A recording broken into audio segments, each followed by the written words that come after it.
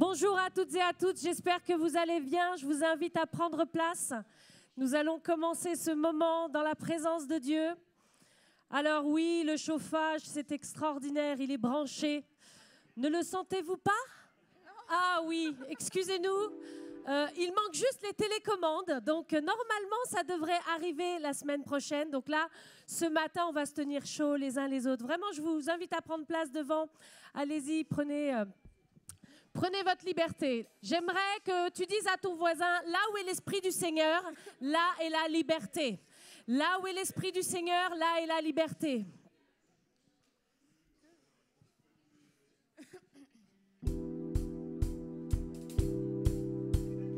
Allez, on va se réchauffer un petit peu.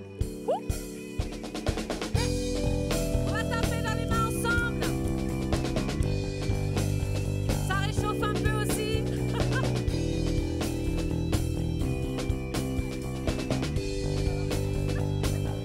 Sortons de nos ténèbres, sortons de cette onde, entrons dans sa présence et n'ayons plus peur. Cours, ça réchauffe. Courons sans crainte dans ce lieu, sa grâce nous attend. Dans son cœur nos poids sont ôtés, sa grâce nous attend tous. Là où est l'Esprit du Seigneur, là est la liberté, là est la liberté. Ouais. Là où est l'Esprit du Seigneur, là est la liberté, là est la liberté. Alors, sortons du noir, tel que nous sommes, dans la plénitude de son amour. Là où est l'Esprit du Seigneur, là est la liberté. Que la liberté soit ensemble. Que la liberté soit ce matin.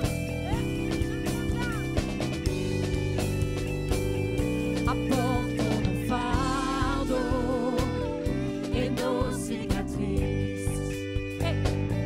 Revenons à cette communion comme tout au début. On va se réchauffer encore. Courons sans crainte dans ce lieu, sa grâce nous attend. Dans son cœur nos poids sont ôtés, sa grâce nous attend tous. Là où est l'Esprit du Seigneur, là est la liberté, là est la liberté. Oh, là où est l'Esprit du Seigneur, là est la liberté, là est la liberté. Alors, sortons du noir, tel que nous sommes, dans la plénitude de son amour. Là où est l'Esprit du Seigneur, là est la liberté. Que la liberté soit. À toi la gloire, Seigneur, sois le bienvenu. Nous t'accueillons dans ce lieu. Élevons nos voix, élevons nos mains vers lui ce matin. Les chaînes tombent, les prisons tremblent au son du nom de Jésus. Je le crois. Les vies changent, les cœurs s'éveillent au son du nom de Jésus. Les chaînes tombent, les prisons tremblent au son du nom de Jésus. Les vies changent, les cœurs s'éveillent au son du nom de Jésus.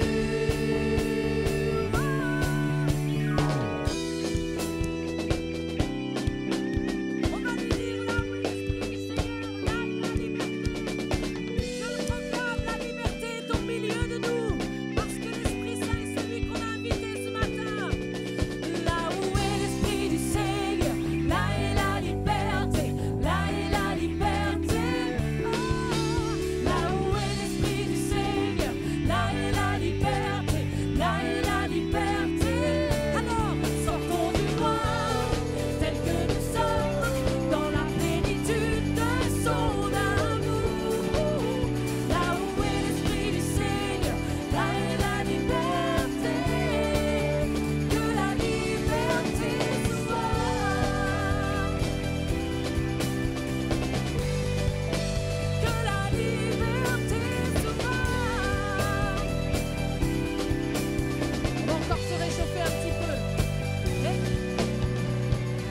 dansons le cœur léger, nos fardeaux effacés. C'est pour ça qu'on peut danser. Nous dansons le cœur léger, nos fardeaux effacés. Encore. Nous dansons le cœur léger, nos fardeaux effacés. Nous dansons le cœur léger, nos fardeaux effacés.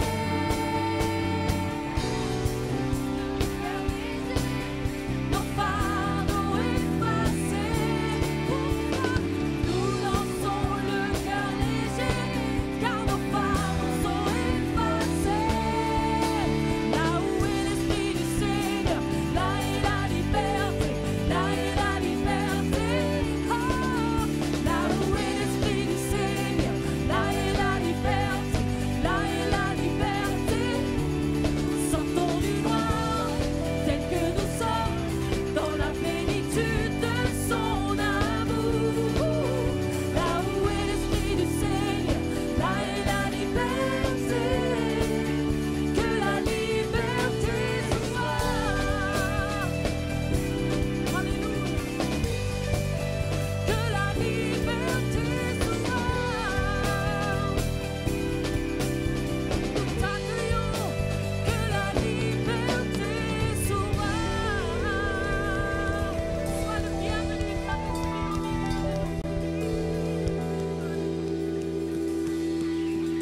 Alléluia. Seigneur, nous voulons déclarer que tu es un Dieu fort, que tu es un Dieu puissant, tu es un Dieu grand au-dessus de toutes nos situations. Dis-le à ton voisin, Dieu est fort, Dieu il est puissant, il est présent dans ce lieu. Il est présent dans ce lieu, il va se manifester ce matin. Ensemble. Oh, oh, oh, oh. Ensemble, oh, oh. Oh, oh, oh, oh.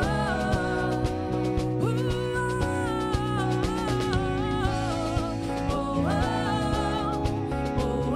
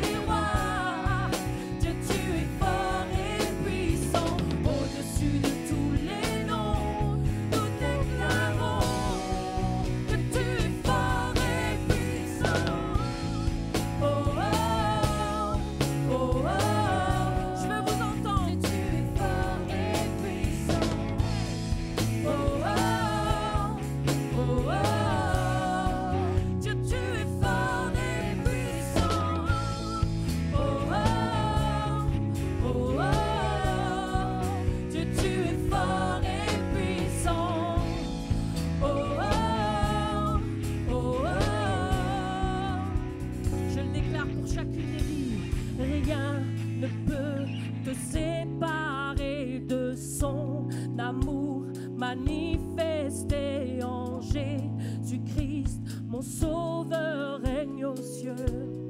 Dis-le pour toi, rien ne me séparera. Rien ne peut me séparer de ton amour manifesté en Jésus-Christ, mon sauveur règne aux cieux. Nous le déclarons. Rien ne peut me séparer de ton amour manifesté en Jésus-Christ, mon sauveur règne aux cieux. Je suis venu pour te rencontrer, pour proclamer que tu es fort et puissant. Nul ne peut te résister. Sois glorifié.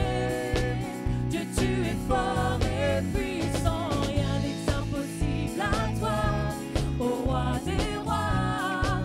Dieu, tu es fort et puissant. Au-dessus de tous les noms, nous déclarons que tu es fort et puissant.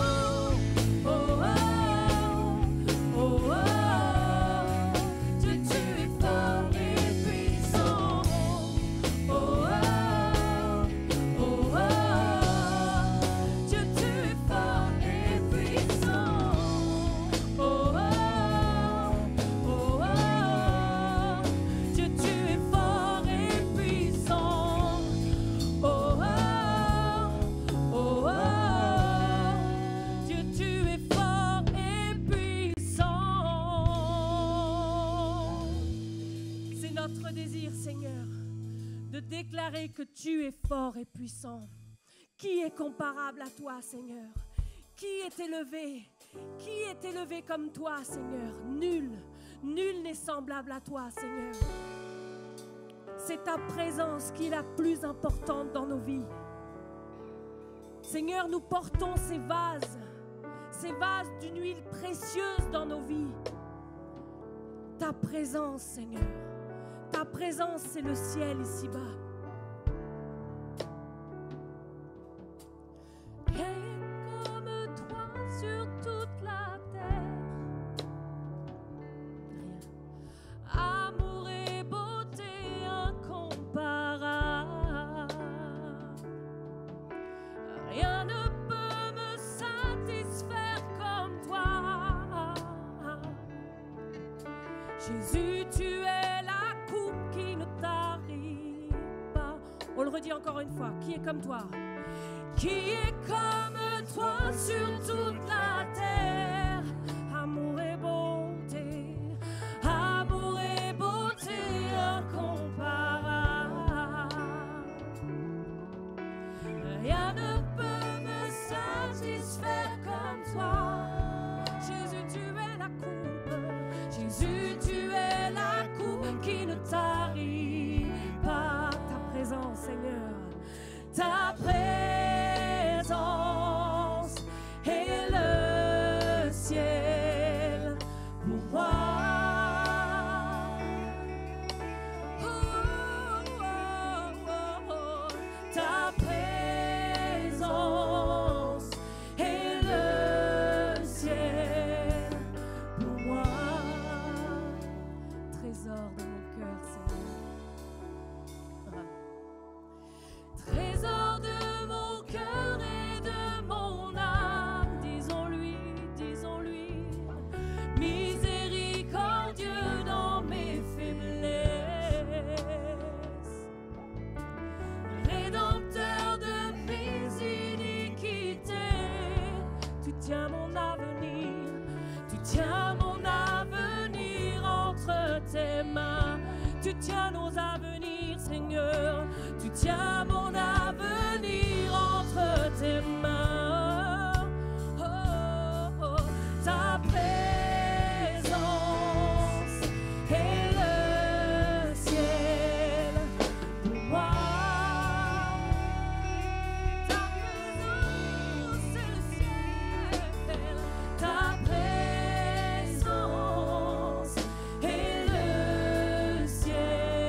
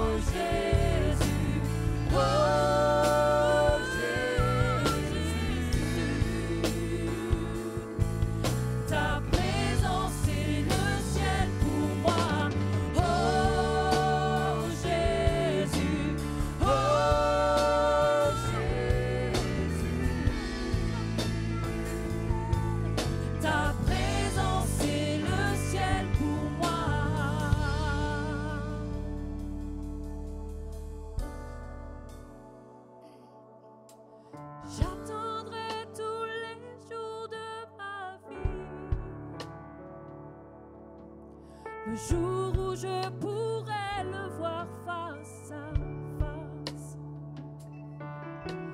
Rien ne peut me satisfaire comme toi. Dis-lui, Jésus, tu es la coupe. Jésus, tu es la coupe qui ne t'arrive pas. Jamais, jamais. Jésus, tu es la coupe qui ne t'arrive pas. Viens à lui, viens boire à sa source. Jésus, tu es la coupe qui ne t'arrive pas. Jésus, tu es cette coupe.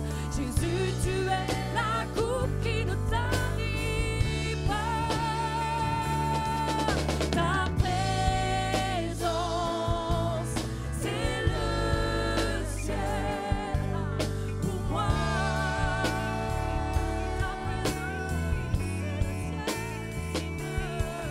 Ta présence, c'est le ciel pour moi. Ta présence, c'est le ciel. Ta présence est le ciel pour moi. Ta présence est le ciel. Ta présence est le ciel. Ta présence, c'est le ciel pour moi.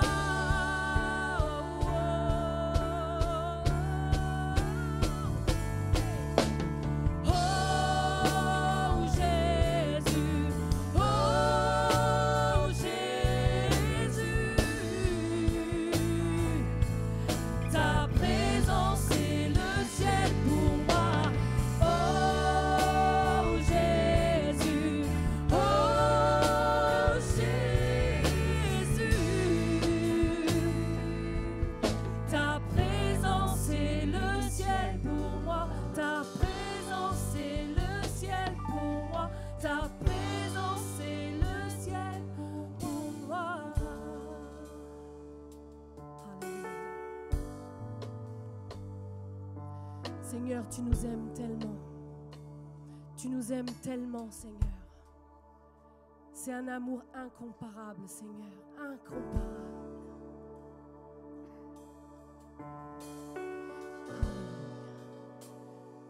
J'aimerais que si tu écoutes ce chant qui va arriver et qui dit que Dieu t'aime tellement qu'il a donné son Fils unique afin que quiconque croit ne périsse point mais qu'ils aient la vie éternelle. Si tu dois retenir quelque chose de ce moment musical, de ce temps de louange, parce qu'on peut prendre ça comme un temps de musique, mais c'est un temps de louange et d'adoration qu'on élève vers Dieu, c'est que Dieu t'aime. Il t'aime tellement qu'il a donné son Fils unique pour toi.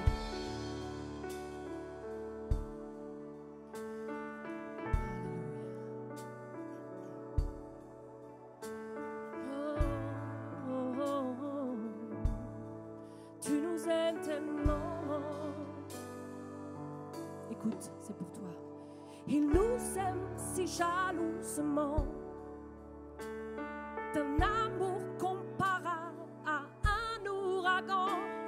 Nous sommes comme ces arbres courbant au gré du vent de sa grâce. C'est vrai. Et lorsqu'en un instant nos douleurs sont éloignées, effacées par sa gloire, alors on réalise combien il est bon et l'affection qu'il a pour nous. Oh, oh, il nous aime tellement.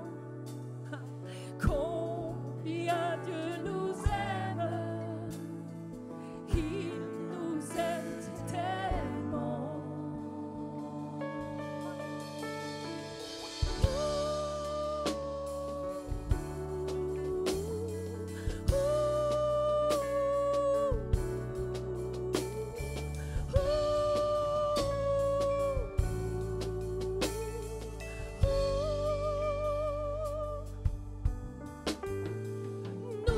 Son corps, il est notre trésor, nous ramenant à la vie par sa grâce infinie. Cette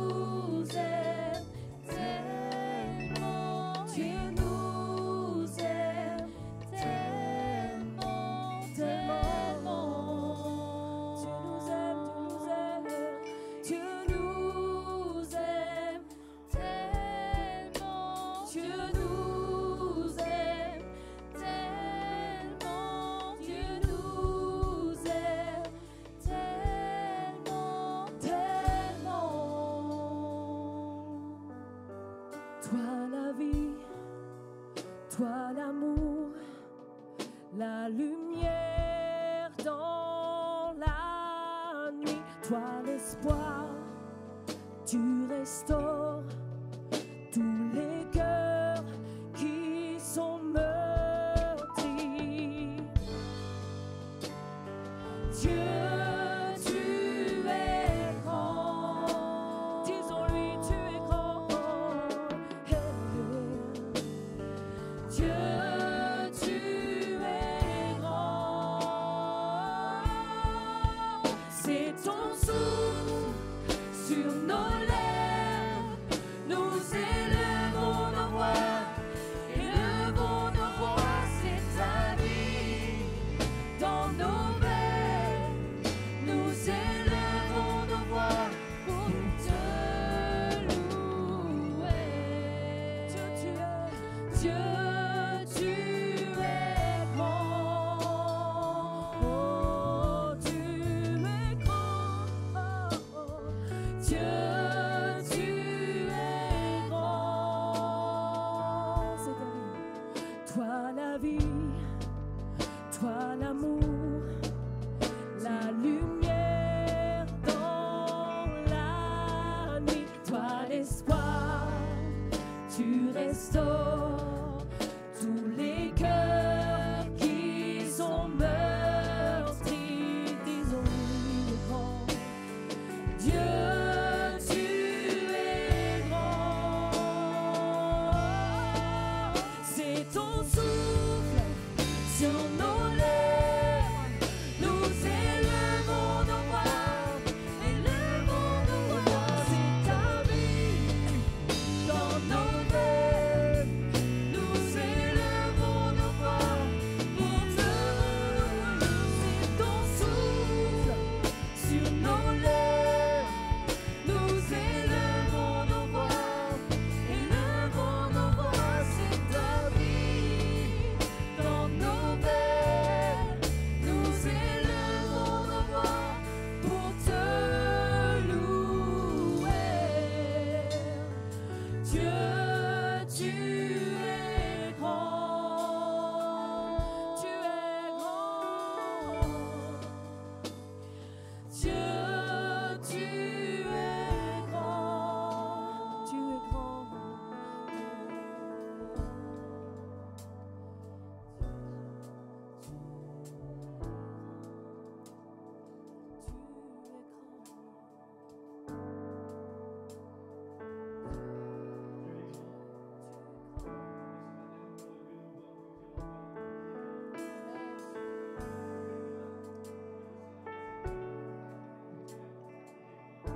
On peut prier individuellement, mais on peut prier aussi en tant qu'Église. Et dans la Bible, c'est écrit, chaque fois qu'ils se réunissaient, ils priaient ensemble, et la puissance du Saint-Esprit qui descendait sur le groupe. Et c'est ma prière ce matin, que la présence de Dieu puisse vous toucher, que la puissance de Dieu puisse descendre sur vous. C'est le temps des miracles. Alors si vous avez des besoins, prenez vos besoins dans votre main.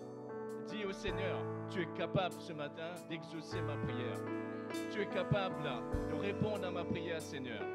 Dans la Bible, Jésus, c'est dans Luc 4, Jésus disait dans la synagogue, je suis venu guérir ceux qui ont le cœur brisé. Il se peut que ce matin, tu as le cœur brisé. Il se peut que tu passes par une déception, par un deuil. Il se peut que tu passes par un moment difficile. Et le Seigneur te dit, je suis venu pour guérir ceux qui ont le cœur brisé. Je suis venu proclamer aux captifs la délivrance. Je suis captif ce matin, je suis emprisonné dans les pensées mauvaises, je suis emprisonné dans la violence, je suis dans une prison. Le Seigneur veut te délivrer ce matin. Si tu le crois, il peut te délivrer. Il est dit aussi, je suis venu proclamer le recouvrement de la vue à ceux qui sont aveugles. Il veut dire, je suis venu guérir ceux qui sont malades. Tu es malade ce matin, mets ta foi dans le Seigneur Jésus. Et il est capable de te guérir ce matin, si tu le crois. La Bible dit, si tu crois, tu verras la gloire de Dieu. Si tu crois, tu verras la gloire de Dieu ce matin. Je proclame que si tu crois de tout ton cœur, tu verras la gloire de Dieu ce matin. Il est dit aussi, je suis venu libérer ceux qui sont opprimés. Ceux qui sentent que sont dans l'injustice, il y a des gens qui les oppriment et que vraiment ils sont abattus, le Seigneur peut te libérer ce matin. Alors, on va lever les mains, on va prier le Seigneur. Seigneur, ce matin, nous voulons te dire que nous t'aimons, Seigneur. Nous aimons ta présence. Nous aimons, Seigneur, ta puissance. Nous aimons ton esprit, Seigneur.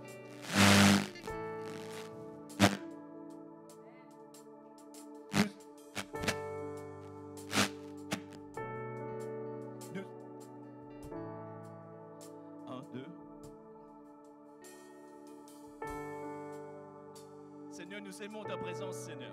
Nous aimons ta puissance. Nous aimons vraiment, Seigneur, quand tu agis dans nos vies. Et nous voulons vraiment, Seigneur, aller vers la croix de Jésus. Là où nous sommes ressourcés, là où nous sommes renouvelés, là où vraiment, Seigneur, tu agis puissamment dans nos vies. Et nous voulons vraiment tout déverser, Seigneur, entre tes mains. Ouvrir nos cœurs pour que tu puisses nous parler, Seigneur. Alors nous voulons proclamer comme on a chanté, Seigneur. Nous voulons élever nos voix, dire que le Seigneur est grand, qu'il est tout puissant, qu'il est capable, Seigneur, de nous délivrer de toutes nos prisons, Seigneur, dans lesquelles nous nous sommes mis. Et tu es capable, Seigneur, vraiment de nous donner la paix dans notre cœur, de nous donner la puissance, Seigneur, dans nos vies, de renouveler nos pensées, de renouveler nos âmes, Seigneur, afin qu'on puisse de nouveau venir vers toi, être ressourcés par toi, Seigneur. Priez l'Église, levez vos voix, ne laissez pas rester dans le silence, priez le Seigneur. Dites au Seigneur combien tu es magnifique. Tu es magnifique sur toute la terre, Seigneur. Et nous élevons nos voix, nous élevons ton nom au-dessus des circonstances. Nous élevons ton nom au-dessus de nos problèmes. Nous élevons ton nom, Seigneur, au-dessus de nos situations. Parce que, Seigneur, tu en es digne, Seigneur. Tu es tout puissant. Peut-être, Seigneur, dans la salle, il y a quelqu'un qui prie pour sa guérison. Je veux prier pour cette personne, Seigneur. Tu as dit à la croix que par tes meurtrissures, nous sommes guéris. Par tes meurtrissures, nous sommes guéris, Seigneur. Alors nous voulons proclamer cette parole dans la vie, dans ma vie, dans la vie des gens qui sont malades. Par tes meurtrissures, nous sommes guéris. Merci, Seigneur, parce que par ton sacrifice à la croix, ton sang, Seigneur, nous a purifiés, nous a lavés, et nous sommes au bénéfice, Seigneur, de ton sang, au bénéfice de la guérison physique, la guérison émotionnelle, la guérison psychique aussi, Seigneur. Et nous te remercions, Seigneur. Je veux prier pour quelqu'un qui s'est parti loin de Dieu. Et ce matin, il veut revenir vers Dieu, mais il n'arrive pas à revenir. Il veut revenir vers Dieu, mais il y a une barrière qui l'empêche. Je veux briser cette barrière dans le nom de Jésus ce matin. Je veux proclamer, Seigneur, que cette personne peut venir vers toi. Que ses pensées, Seigneur, sont brisées dans le nom de Jésus. Et je veux renverser toutes les forteresses, Seigneur. Je veux renverser tous les raisonnements, toute la connaissance qui s'élève contre le nom de Dieu ce matin. Et je veux proclamer que Dieu est victorieux, que notre Dieu est victorieux, que notre Dieu est un Dieu de victoire. Alléluia, Seigneur. Alléluia. Alléluia. Alléluia. Je vois dans mes pensées, je vois dans mon esprit, il y a quelqu'un qui s'est éloigné de Dieu. Il s'est éloigné de Dieu. Il veut venir vers Dieu. Et il a du mal à venir vers Dieu. Et le Seigneur t'invite ce matin. Il te dit, viens, ne crains pas. Je ne suis pas en colère contre toi. Je ne suis pas en colère contre toi ce matin. Au contraire, je veux t'accueillir dans ma présence. Tu t'es éloigné de moi, mais moi je veux t'accueillir dans ma présence. Ne crains pas. Je ne suis pas un Dieu coléreux. Je veux vraiment t'accueillir comme mon fils, comme mon enfant. Alors, viens à la croix. Dépose ton fardeau à la croix. Et tu verras que tu seras beaucoup plus léger. Tu seras beaucoup plus paisible. Et dans ton cœur, il y a un poids qui va sauter. Et dans le nom de Jésus, je proclame que ce poids va partir de cette personne. Que ce fardeau va partir de cette personne. Et qu'il va se sentir de nouveau réconcilié avec Dieu. Parce que notre Dieu est un Dieu de réconciliation. C'est un Dieu qui nous aime et qui a donné sa vie pour nous sur la croix. Merci Jésus. Merci pour cette personne qui va de nouveau revenir vers toi et qui va ouvrir son cœur pour recevoir ta présence, pour recevoir ton esprit, Jésus. Alléluia. Alléluia, Seigneur. Alléluia. Bénis ton Église, Seigneur. Bénis chacun d'entre nous. Que tu étends ta main sur nous, Seigneur. Étends ta main sur nous et qu'on puisse vraiment vivre le royaume. Qu'on puisse vivre, Seigneur, la puissance de ton esprit. Merci, Saint-Esprit, de visiter chacun d'entre nous. Visite-nous, Seigneur. Visite-nous ce matin. Nous avons besoin de toi. Besoin vraiment de ta présence. À toi toute la gloire, Seigneur. À toi toute la gloire. À toi toute la gloire. Tes cieux te louent, nos cœurs te chanteront, Dieu. Tu es bon. La terre et les cieux te loueront, de tous nos cœurs nous chanterons, Dieu. Tu es grand. La terre et les cieux te loueront, de tous nos cœurs nous chanterons, Dieu. Tu es grand. C'est ton souffle sur nos lèvres.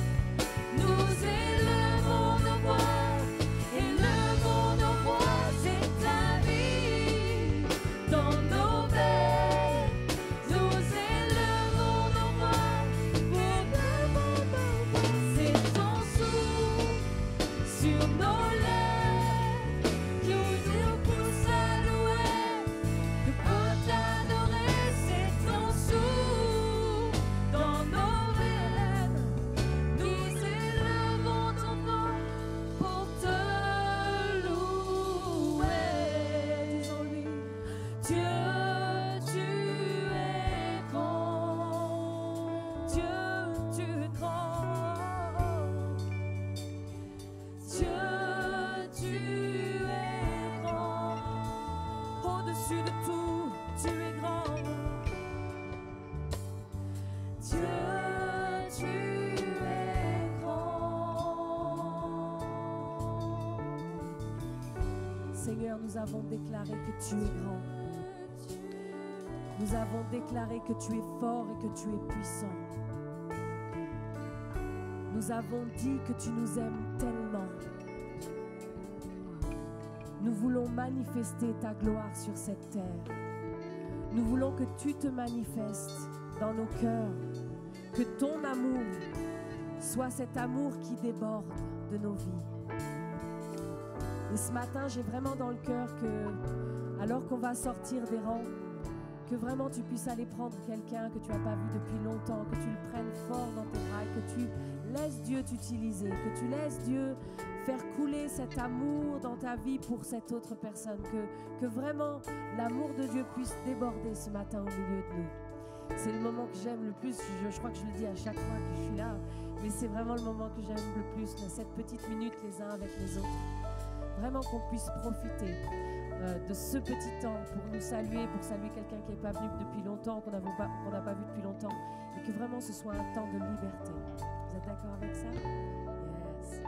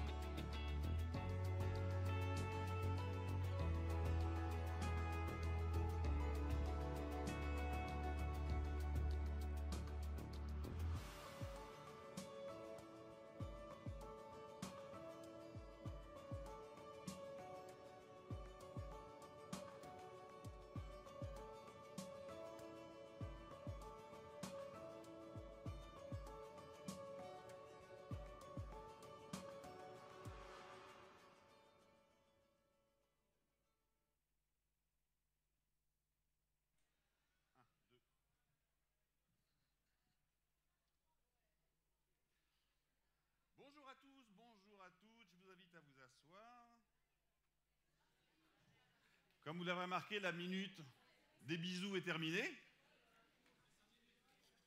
Ouais, on a commencé avec 1 minute, là on est à presque 5. On dirait que je parle comme un canard. 1, 2.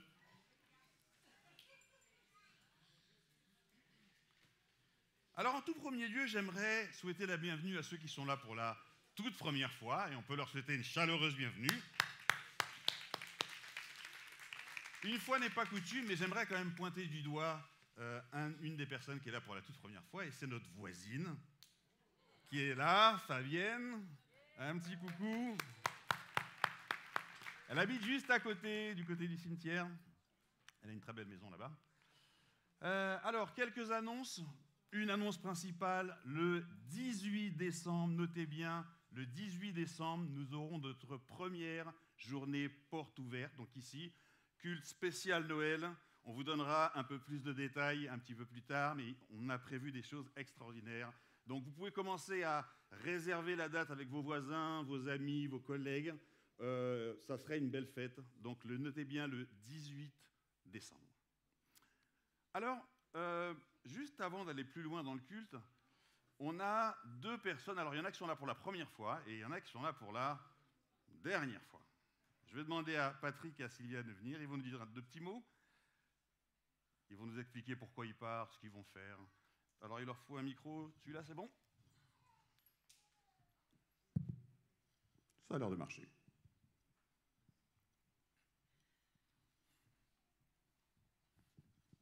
Bonjour à tous. Alors oui, comme Didier vous l'a annoncé, nous sommes parmi vous pour la dernière fois. C'est notre dernier culte. En fait, toute cette semaine, j'ai vécu des dernières fois. Et avec nos amis, avec le travail, avec la famille, enfin plein de... tous les gens qu'on aime. Et c'est pas facile. C'est pas facile de quitter. Comme on dit, partir, c'est mourir un peu. Mais c'est vrai, c'est les petites morts qu'on vit. Voilà, on a été contents de passer cette année avec vous. On est revenu un peu tard, mais c'est vrai qu'on est revenu avec joie. Et voilà, on vous aime tous, on vous souhaite plein de bonnes choses pour l'avenir. Et pour nous, maintenant, notre avenir, je vais laisser à mon mari expliquer. Voilà, donc tout à l'heure, je disais à mon épouse, mais c'est le dernier dimanche qu'on est là. Elle me dit oui. Je dis bon, attends, je vais dire un mot Didier. Je vais dire qu'on va en profiter pour vous dire au revoir à tous. Ça nous évite, et puis ça m'évitera de vous redire tout à l'heure à chacun 10 fois la même chose. Comme ça, au moins, je le fais une fois pour toutes. Hein. Donc, on est un petit peu voyageurs. On a connu cette église. Certains ne nous connaissent pas. Hein, les plus jeunes ou les plus nouveaux, vous ne nous connaissez pas. On était ici il y a une dizaine d'années. On a passé un bon séjour ici. On a dû rester 3 ans, 4 ans, à peu près. Puis on est parti à l'étranger. On est revenu, on est reparti, on est revenu. Enfin, on a un petit peu bougé. Cette fois, on quitte la région parisienne pour de bon. On va s'installer dans une petite ville dont j'ignorais l'existence il y a encore 2 mois. 3 mois, qui s'appelle Saverdun. Alors Saverdun, c'est une petite ville, il y a 5000 habitants, c'est à 40 km au sud de Toulouse. Et pourquoi là? Parce qu'on a une fille qui a 5 enfants, qui est juste à côté, et comme on a des enfants un peu partout, on a 6 enfants, on a décidé de se mettre là. Voilà, c'est une bonne raison. C'est une raison, tout moins, c'est la nôtre. Voilà, et donc on déménage demain, et on va découvrir cette nouvelle vie. Et puis parallèlement à ça, moi je travaille un petit peu loin, je travaille au Congo. Je travaille à Kinshasa, je me suis posé hier matin à Roissy. Donc notre vie est un peu complexe, quoi. Donc je suis rentré pour qu'on déménage ensemble. Oula, il y a une alarme. Je suis rentré pour passer, pour aider. Aider. C'est elle qui a tout fait, le déménagement. C'est un gros déménagement en plus. Et je repars au Congo la semaine prochaine. Voilà. Et mon épouse devrait me rejoindre au Congo début janvier. Voilà. Dans un pays qui... Oui, pas elle devrait, elle viendra. C'est pas inconditionnel, elle viendra. Je ne sais pas combien de temps elle restera, mais elle viendra. Voilà, donc je vis au Congo, c'est un pays qui est vraiment très, très, très différent d'ici. Voilà, pour ceux qui connaissent l'Afrique, qui comprennent ce que je veux dire. Ceux qui ne la connaissent pas, c'est différent. Voilà. On n'est plus aux Ulysses, on n'est plus en France, on n'est plus en Europe. Les repères sont différents. J'étais dans une église africaine la semaine dernière. C'est différent. Voilà. C'est super. Mais il faut trouver ses marques, il faut un peu de temps quand même. Voilà, je vous souhaite à tous un très bon dimanche, une bonne continuation à cette église et une bonne porte ouverte la semaine prochaine, si j'ai bien entendu. Non, pas la semaine prochaine, le 18, t'as dit. Ouais, le 18, je serai revenu. Ouais, je reviens le 17. Voilà. Voilà, au revoir à tous et bonne chance à chacun d'entre vous. Que le Seigneur vous bénisse tous.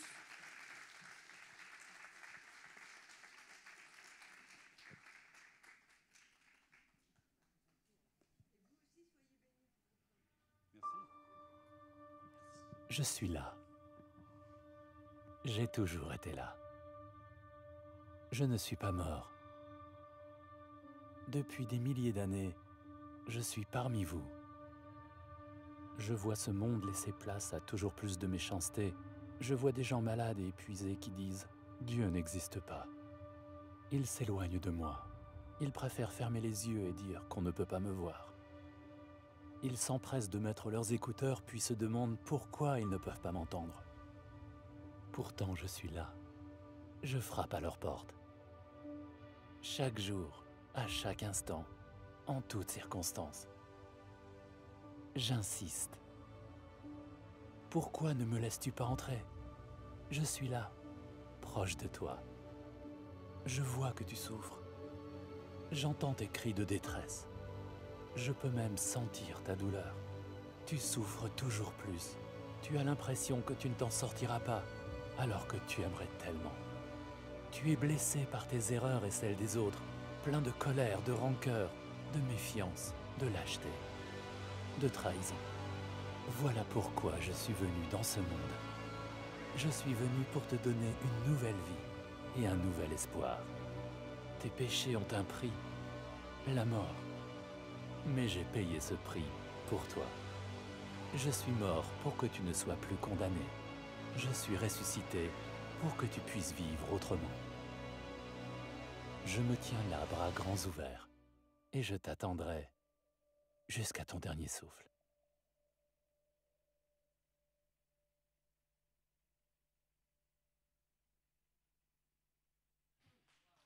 Bravo. Rebonjour à tous et à toutes. Alors, nous allons terminer avec cette série, vous vous souvenez? Sois riche. Et on a rajouté le petit « Sois riche pour Dieu ». Alors, parler de donner, d'épargner, de générosité, de richesse, d'argent, dans une église, c'est quelque chose qui est un peu bizarre. On préfère parler de l'amour de Dieu, de Christ qui est mort pour nous. On préfère parler de tous ces sujets. Et on a quand même remarqué que dans les évangiles et dans tous les enseignements de Jésus, Jésus a énormément parlé d'argent, de richesse, de biens matériels, de générosité, etc. etc. C'est redondant dans ces enseignements. On a même remarqué que la moitié de ces paraboles touchaient ces thèmes-là. Alors, même si ça paraît bizarre, alors peut-être que ceux qui sont là, peut-être qu'aujourd'hui, disent « on parle d'argent dans une église », mais on va voir ce que Jésus, lui, souhaitait faire lorsqu'il parlait d'argent, parce qu'il ne parlait pas d'argent pour pouvoir en récupérer pour lui, jamais. Il parlait d'argent parce qu'il y a quelque chose qui l'intéressait en ce qui concerne l'argent. Et ça, c'est la relation que nous pouvions avoir avec l'argent.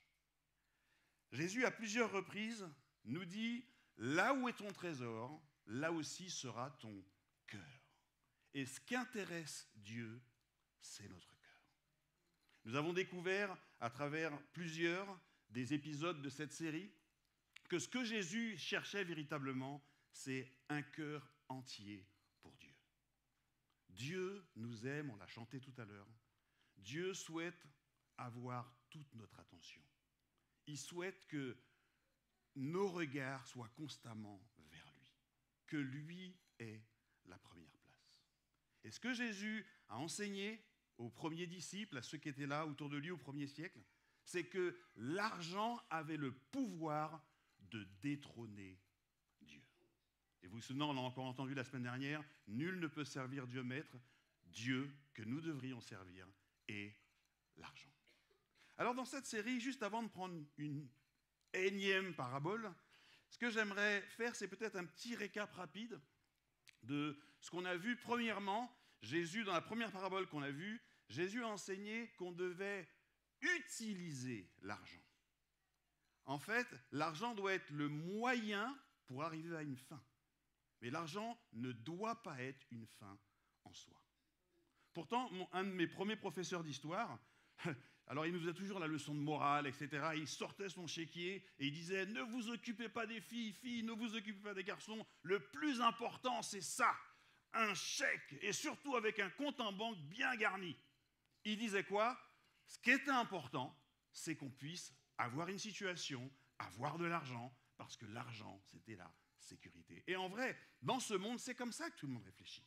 Et l'argent devient un but. Il faut en avoir, il faut l'acquérir. Et plus on en a, mieux c'est.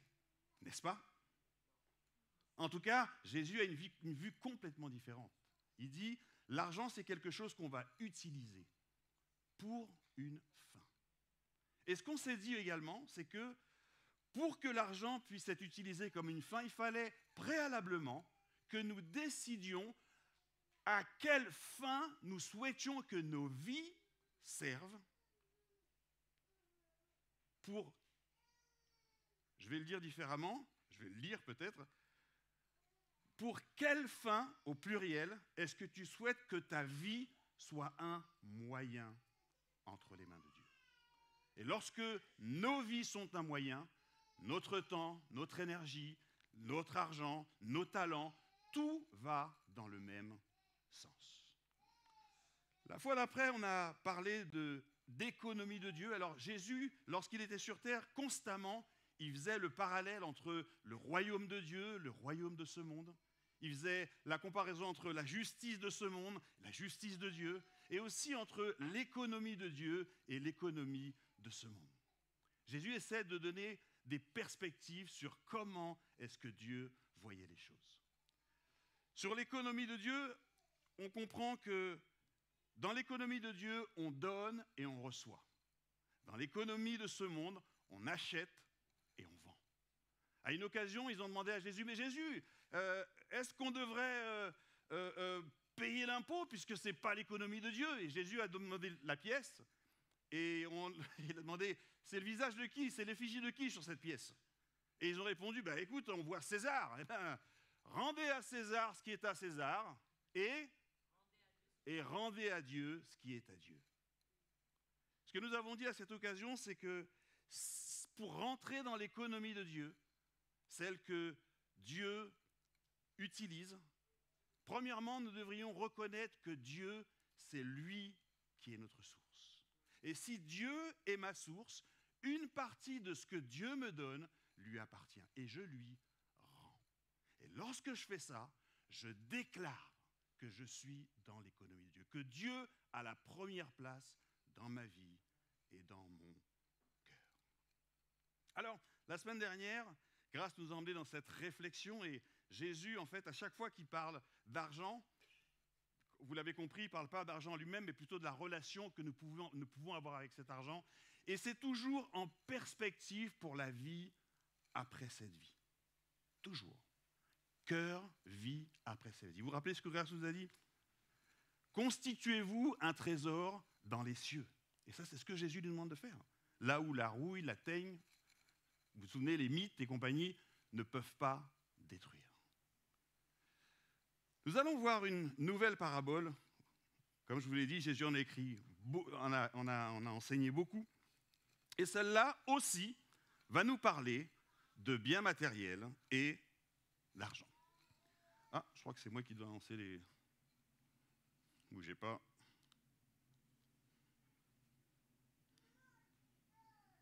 On va lire ensemble.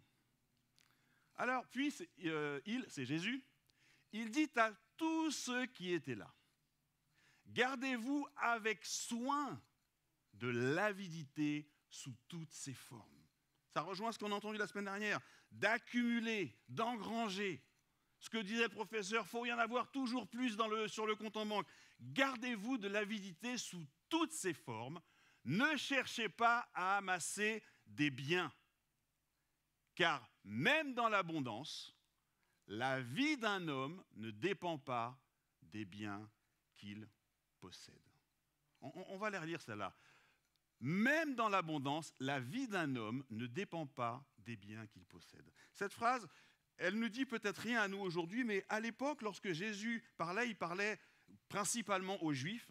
Et pour les Juifs, un signe d'être en bonne communion avec Dieu, d'être en phase avec Dieu, d'être en relation étroite avec Dieu, c'était d'être dans l'abondance. Lorsque j'étais dans l'abondance, c'est parce que mes champs avaient beaucoup poussé, peut-être mes brebis ou mon travail. Enfin, en tout cas, la bénédiction de Dieu était sur moi tellement fort que je suis devenu très riche. Et Jésus dit, il casse ces codes. Et il dit, même si tu es dans l'abondance, la vie d'un homme ne dépend pas des biens qu'il possède. Et ensuite, il raconte cette histoire. Encore une parabole. Une parabole, c'est une histoire fictive que Jésus invente pour essayer de nous faire comprendre comment est-ce que Dieu pense. On y va. Le domaine d'un riche propriétaire avait rapporté de façon exceptionnelle. Alors, déjà, là, il y a deux choses. Le propriétaire, il est déjà riche. Et en plus de ça, il a une récolte surabondante. Alors, j'aimerais déjà faire un petit point. Tout à l'heure, Patrick disait qu'il allait au Congo, que c'était très différent. Quelquefois, nous oublions la chance que nous avons à être nés dans un pays, ou plutôt à habiter dans un pays tel que celui-ci. Vous êtes tous riches. Et si on vous compare, ou si on se compare au reste du monde, pratiquement les 2/3 sont bien plus pauvres que nous. Alors, il y en a quelques-uns qui vont dire, oui, mais moi j'ai du mal à joindre les deux bouts. Mais le seul fait d'habiter ici, à Paris, en région parisienne, d'avoir un toit, d'avoir un travail, d'avoir de quoi manger, d'avoir des habits, vous êtes bien plus riche que plus de la moitié de la population de cette terre. Pour ceux d'entre vous qui l'oublient, et peut-être que vous êtes issus du continent africain, lorsque vous rentrez à la maison, on vous le fait bien comprendre que vous êtes riche. Tout le monde vient vous voir, tout le monde est autour de vous. Et on vous prend comme quelqu'un de super riche, même si vous pensez que vous ne l'êtes pas. J'ai vécu quelques années en Argentine, et je peux vous dire que, waouh! D'ailleurs, on a quelques Sud-Américains, on a quelques Africains, on pourrait leur faire lever la main ou venir apporter un témoignage. Honnêtement, nous sommes très riches ici. On continue? Alors, ce riche propriétaire, en plus, eh ben, il a en plus une récolte super abondante. Et il se met à réfléchir.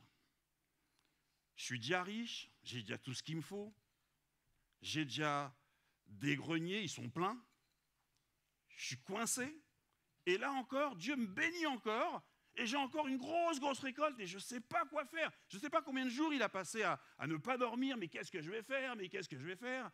Et il se demande, je n'ai pas assez de place pour engranger toute ma récolte, blablabla, qu'est-ce que je vais faire, et il ne dort pas. Et à un moment donné, il dit, enfin, j'ai trouvé. Alors c'est Jésus qui raconte l'histoire, hein. Et j'imagine que son audience était là. Alors pour ceux d'entre vous qui ne connaissent pas cette histoire, il a trouvé. Qu'est-ce qu'il a trouvé? Qu'est-ce qu'il va faire?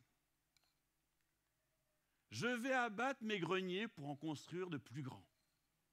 Hein? Et j'y entasserai tout mon blé et tous mes autres biens. Puis, je pourrais me dire, mon ami, te voilà pourvu. C'est pas mal cette expression, pourvu. Tu as beaucoup de biens en réserve pour de longues années. Donne-toi un peu de bon temps, repose-toi, mange, bois, jouis de la vie, tranquille. Mais Dieu lui dit, toujours le contre-pied Jésus, parce que, en fait, l'idée du gars, c'est pas mal. Je veux dire, la majorité d'entre nous, c'est exactement ce que nous ferions. Lorsque nous économisons un petit peu et nous avons une super prime et une autre prime et une autre prime et une autre prime, et une autre prime, une fois que le plafond du compte sur lequel on met est plein, qu'est-ce qu'on fait? On en ouvre un autre. Ils sont bloqués à 10 000 ou 11 000, enfin, bon, il faut avoir assez d'argent pour pouvoir avoir ce genre de trucs, mais du coup, on prend un, on ne casse pas l'entrepôt, mais on en ouvre un autre, etc. Et ça paraît sage. Le mec, il n'a pas volé, il a trimé, il a bossé pour tout ça. Et il dit, ok, je vais vivre du bon temps. Et Jésus lui dit, mais Dieu lui dit, pauvre fou que tu es. Cette nuit même, ton âme te sera redemandée. Alors, des fois, la première fois que j'ai lu ce passage, je pensais que c'est parce qu'il avait dit ça qu'il allait mourir. Non, pas du tout. C'est que il ignorait que sa vie se terminait là. D'accord? Et Jésus dit, et tu devras en plus rendre des comptes de ta vie. Mais ça, c'est propre à chacun d'entre nous. Chacun d'entre nous, un jour, lorsque nous partirons, nous nous présenterons devant Dieu et nous allons rendre des comptes sur la façon dont nous avons géré ce que nous avions entre les mains, notre temps, combien nous avons utilisé pour les autres ou pour nous-mêmes, notre argent pour les autres ou pour nous-mêmes, et nos talents pour les autres ou pour nous-mêmes. On va tous devoir rendre des comptes un jour. Alors ça, c'est la première chose que Jésus dit. Et ensuite, il dit, pour qui seront alors tous les biens que tu as entassés? Tu as trimé, tu as travaillé, tu as cassé tes entrepôts, tu en as construit de nouveaux, tout est plein à craquer, et là tu pars.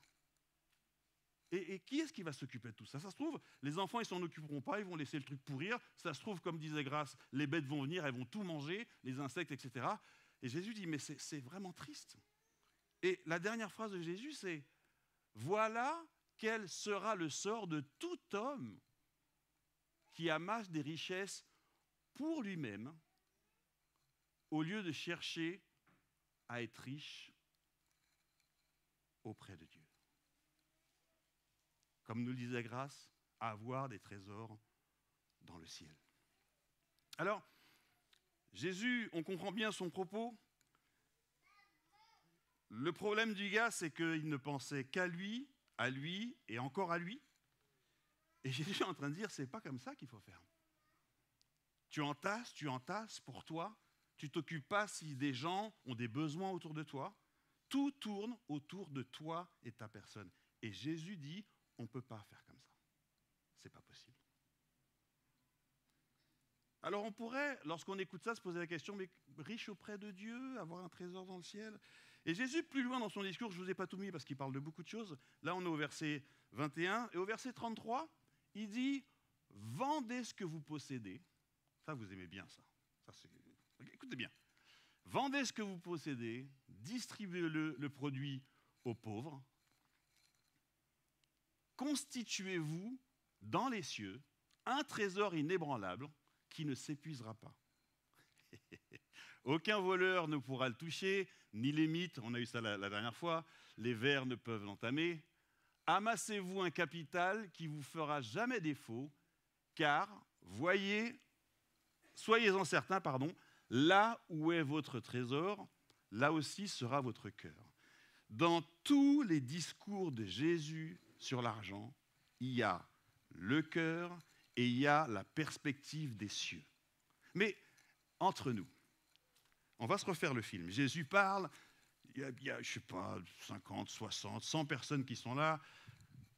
Ce gars sort de nulle part, il dit « Hey, vous avez des propriétés, vendez-le, donnez tout aux pauvres. » J'imagine dans l'audience, il y a un gars qui a dit « Hey, t'as entendu ce qu'il a dit? Tu vas le faire? » Tu rigoles? C'est qui ce mec? C'est qui ce mec? C'est lui qui a fait la porte de ma maison, c'est le charpentier. Le charpentier qui me dit de venir vendre tous mes... Mais personne ne va l'écouter. D'ailleurs, vous n'avez peut-être pas fait attention, mais dans les évangiles, personne n'a jamais fait ça. Vendre tout et donner aux pauvres. Même le jeune homme riche qui est venu le voir, il a vu Jésus, il a dit oh, « Jésus, comment est-ce que je peux faire pour te suivre ?» Jésus lui a dit « Écoute, tu connais les 10 commandements. » Oui, je connais tout, maintenant je veux te suivre. Jésus lui dit « Il te manque une chose. Vends tout ce que tu as. Donne-le aux pauvres et viens, suis-moi. » Et le gars, il a fait et il est parti. Pierre a été déboussolé une fois, il dit « Attends, oh là là, mais Jésus, tu parles, t'es sec quand même. Bon, nous, on n'a rien vendu, mais on a laissé notre entreprise familiale pour te suivre. Ça compte ?» Et Jésus lui a dit, vous inquiétez pas les gars, tous ceux qui ont laissé femmes, enfants, pour me suivre et pour la cause de l'évangile, recevront au centuple dans le siècle présent et aussi encore Jésus dans l'au-delà. Mais c'est qui ce mec pour nous dire qu'en faisant quelque chose ici, il se passera quelque chose dans le ciel? Je vais vous raconter une histoire, mais vous ne le dites pas à ma sœur, d'accord? Parce que là, les filles de ma sœur ne sont pas là. Oh mince, bon, c'est pas grave. Mais lorsqu'elle était petite, enfin moi j'étais aussi piégé. Je ne sais pas comment répondre. Très bien, c'est la montre. Alors lorsqu'on était petit, ma mère nous faisait des super gâteaux. Donc le soir, on avait des... Ne me dis pas que c'est ce que je veux dire. Oh, c'est pas vrai. Et du coup, mon grand frère, Jean-Luc, ses enfants sont pas là, non. Il disait, mais Didier, Marie-Laure, pas de problème, donnez-moi vos gâteaux. Parce que moi, je vais les manger, et dans la nuit, ils vont sortir par mes pieds, ils vont rentrer dans vos pieds, Et c'est comme si vous avez mangé les gâteaux. Mais vous savez quoi? On lui donnait le gâteau. Mais ça semble absurde, mais imaginez-vous un gars, et qui plus est, dans l'assistance, ils ont dû dire, attends, demande aux pharisiens. Pharisien, toi qui connais la Bible, d'où ça vient ça? Moïse, il ne nous a jamais parlé de ça. Jamais il est dit dans la Bible qu'on donne quelque chose et au ciel, personne n'avait jamais entendu parler de ça. Et il y en a un peut-être qui a dit, mais tu sais, ce Jésus, il est quand même bizarre parce qu'il dit qu'avant d'être ici, il était au ciel. Et il est venu pour nous parler des choses du ciel. Mais en vrai, les gens le croyaient que moyennement. Et ils ne le faisaient pas. Jusqu'à ce que Jésus meure et ressuscite. Il est dit que lorsqu'il est ressuscité, Jésus, il a enseigné sur le royaume de Dieu, comme il le faisait avant. D'ailleurs, on n'a aucun discours de ce qu'il a dit après la résurrection. À mon avis, c'est juste que ce qu'il a dit après, c'est ce qu'il disait déjà avant. Mais quand il est mort et ressuscité et il dit « Maintenant, vendez vos propriétés, donnez-les aux pauvres, vous aurez un trésor dans les cieux », là, tout le monde le croit. Parce qu'ils savent qui est Jésus. Et c'est pour ça que dans Actes, chapitre 2, chapitre 4, là, on voit, ils vendaient leurs propriétés, ils vendaient leurs maisons qu'ils avaient en rab, ils vendaient toutes leurs affaires et ils donnaient le produit aux pauvres. Parce qu'ils savaient qu'ils avaient un trésor dans les cieux. Quelque part, la question, c'est combien est-ce que nous le croyons?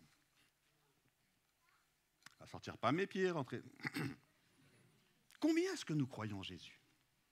Combien est-ce que nous croyons que si je prends sur mes revenus, sur mes sous à moi que j'ai gagnés durement, je m'en détache et j'en donne un peu à des personnes qui en ont besoin, Dieu va le voir déjà, et que ça va me constituer un trésor dans les cieux? C'est ce que Jésus dit, mais combien est-ce qu'on le croit?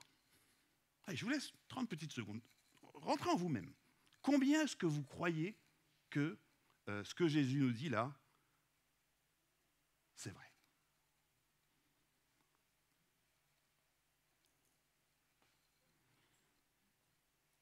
L'application de ce message, qu'est-ce que ça serait? Prenez tous rendez-vous chez le notaire. Si vous avez 2 maisons, vendez-en une, donnez aux pauvres. Pas tout à fait. Mais je crois qu'il y a, et c'est ce que Jésus veut nous enseigner, nous pouvons vivre d'une façon où tout ce qui passe entre nos mains ne doit pas forcément être utilisé pour nous. Et nous devons être intentionnels là-dessus. Et d'ailleurs, à la fin du message, je vous demanderai de faire quelque chose. Et j'espère que vous allez me suivre là-dedans. Préparez-vous. Vous voyez, je vous prépare psychologiquement déjà. C'est pas simple ce que je vais vous demander.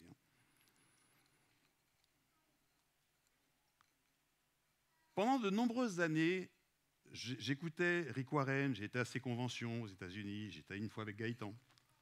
Et quelquefois, il parlait de son rapport à lui avec l'argent. Ce gars-là m'a vraiment, vraiment frappé.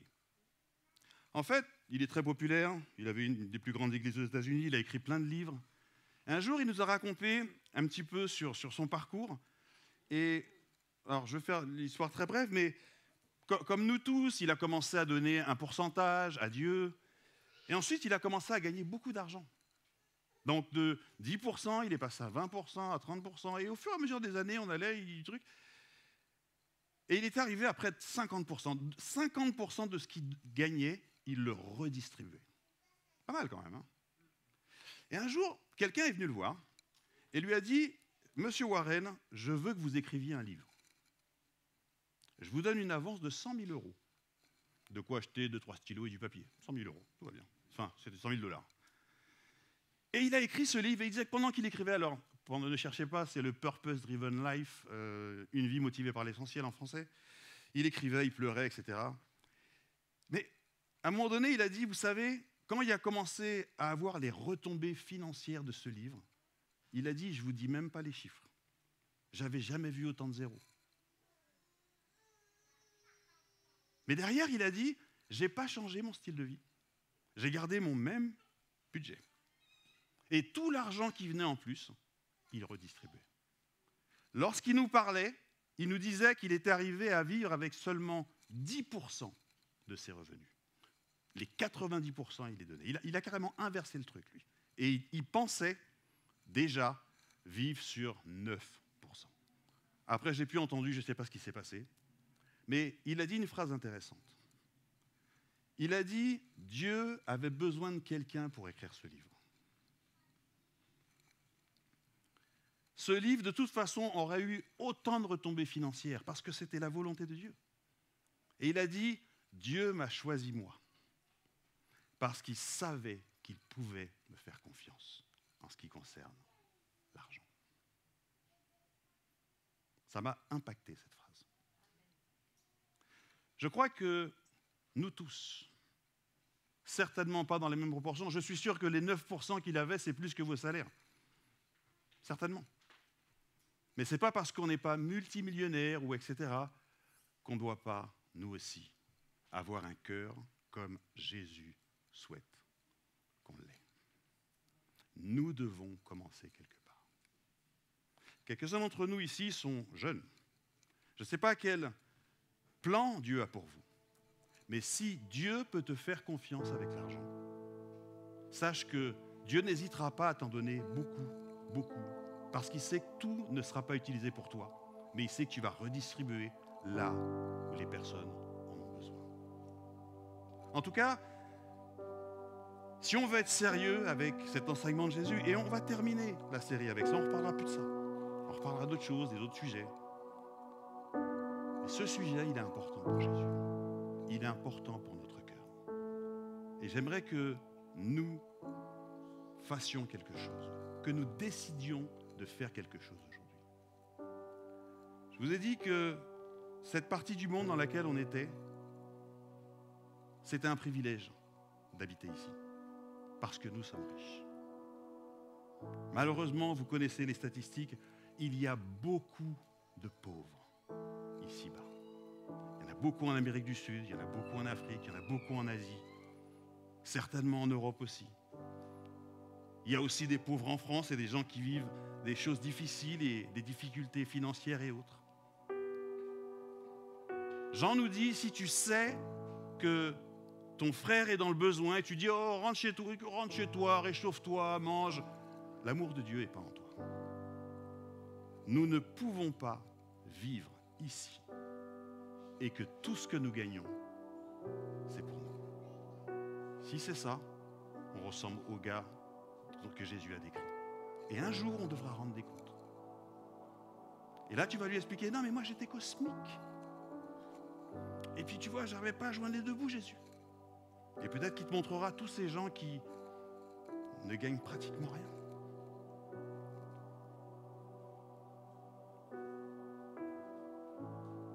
Qu'est-ce qu'on fait avec cet enseignement de Jésus? Je vous propose quelque chose.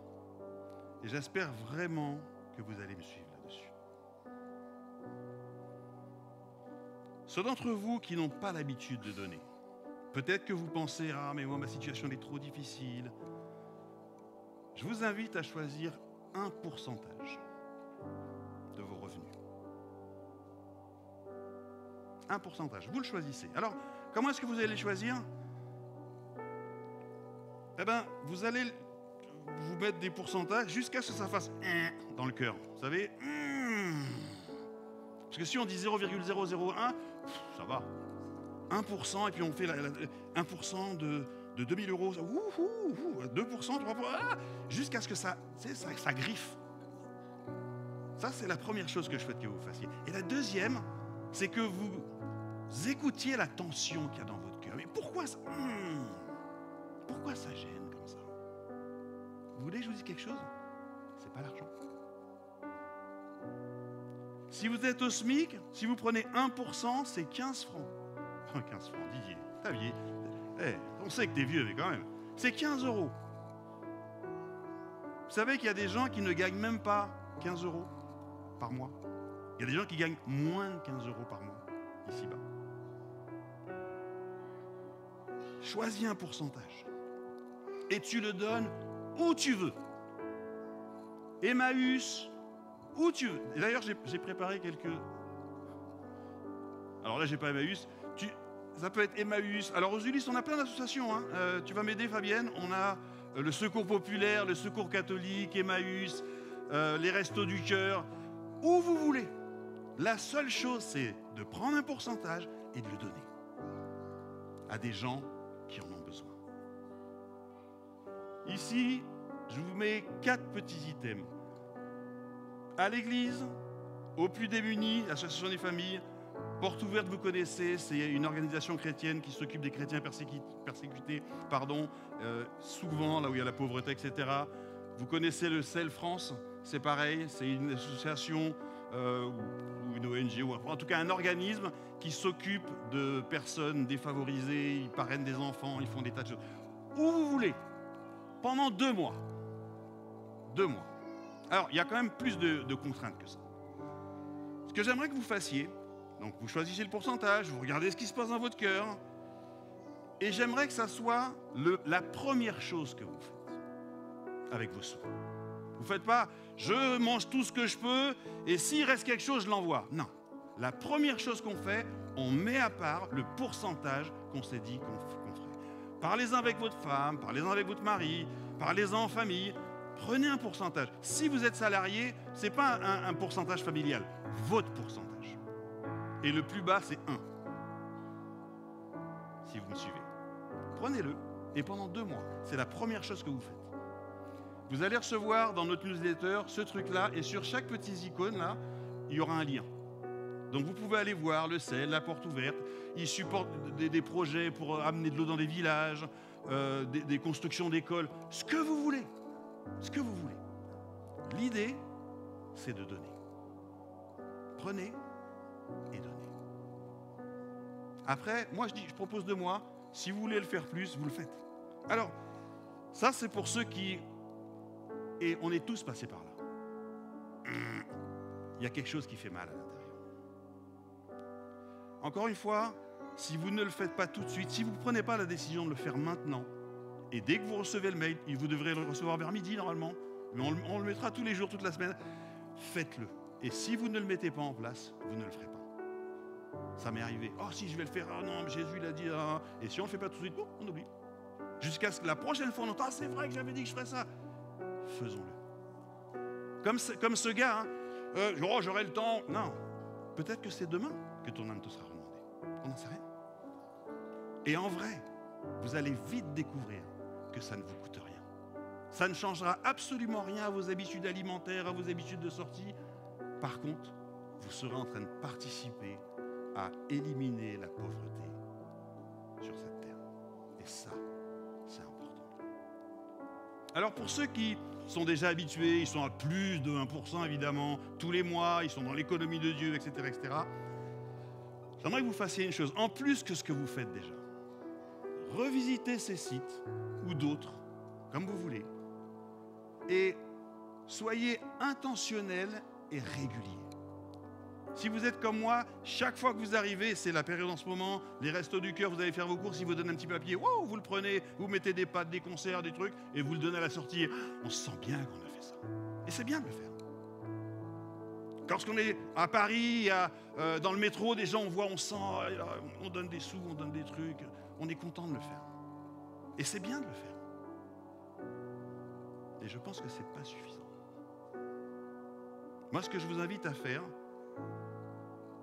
comme le premier groupe auquel je parlais tout à l'heure, c'est, en plus de ce que vous faites déjà, prenez un montant fixe, faites un virement automatique à une de ces associations, à qui vous voulez, pour, comme Jésus dit, donner à ceux qui en ont besoin. Nous sommes chrétiens, nous avons l'amour de Dieu. Nous ne pouvons pas vivre dans cette partie du monde et utiliser tous nos sous, tout ce que nous avons, pour nous. Amen. Jésus est très, très clair. Faisons-le. On se lève pour terminer.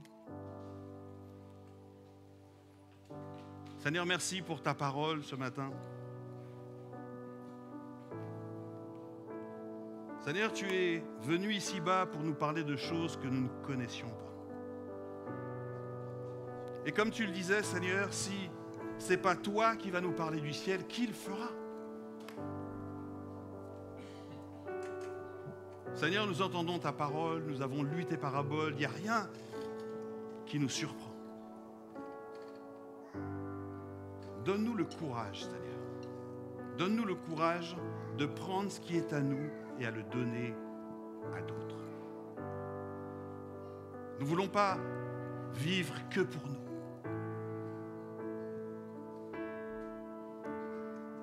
Mais nous voulons donner à ceux qui en ont besoin.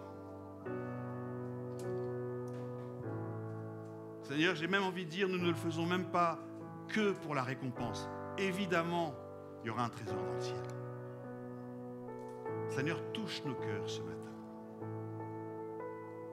Aide-nous à prendre cette décision ce matin, Seigneur. Un montant fixe. On va envoyer à une organisation qui s'occupe des personnes démunies. Et on ne mettra même pas de date de fin. Et ceux qui commencent 2 mois, juste 2 mois. Merci, Seigneur. Amen. Toi la vie, toi l'amour, tu illumines la nuit, toi l'espoir, tu restaures tous les cœurs qui sont meurtris. Dieu, tu es grand, Dieu, tu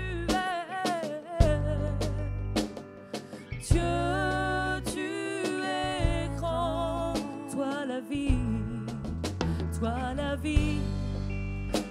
l'amour, tu illumines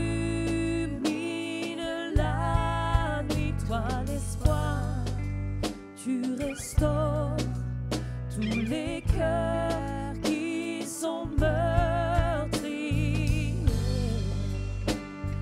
Dieu, tu es grand, Dieu, tu es grand.